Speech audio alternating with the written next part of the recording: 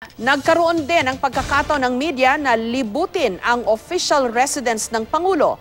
Ang dating bahay pangarap, tinatawag na ngayong bahay pagbabago. Silipin yan sa report ni Cedric Castillo.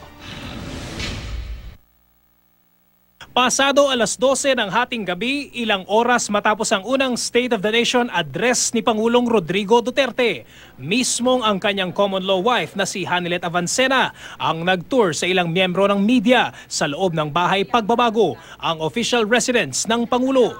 Mataas ang kisame sa receiving area nito. May mangilan-ngilang muebles kaya lutang ang malawak na floor area. Wala raw balak sila Hanilet na dagdagan pa ang laman ng receiving area. Ay, hindi. Kasi hindi naman amin ito. So wala kayong Tsaka pag nag-decorate ka dyan, nag-ano ka ng pera ng pera. Ang mahabang lamesa malapit sa main entrance. Nagsisilbi na rin daw conference table ng Pangulo tuwing may ka-meeting. Batid daw ni Hanilet na hindi biro ang trabaho ng presidente, lalo na sa isang 71 taong gulang na. Ang pampatanggal daw ng pagod ng Pangulo, makipagkwentuhan. Hayaan mo lang siyang magsalita. May guest siyang kakwentuhan. Distress din sa kanya.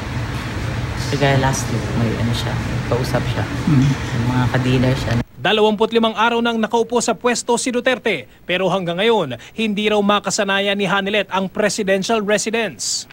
Si Kitty hindi pa nakapunta. Hindi pa Klase po. kasi. Ikaw ma'am, ilang beses na? Pangatlo ko to.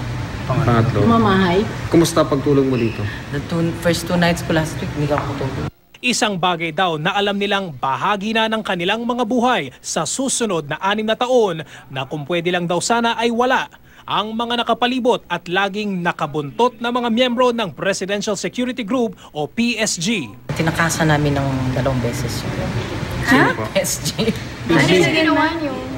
Nagdadrive ako. Nagdrive kami ni Kitty. Hindi nga kami sanay sa Davao. Nakahawi, nakaganon. Kaya sa taga Davao. Nagpapaalam na si Hanilet matapos i-tour ang mga miyembro ng media nang siya namang pagdating ni Pangulong Duterte.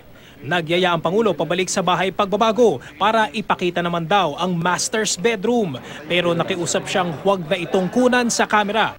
Ayon sa Pangulo, nang okupahan nila ang bahay pagbabago na dati ay bahay pangarap ang tawag.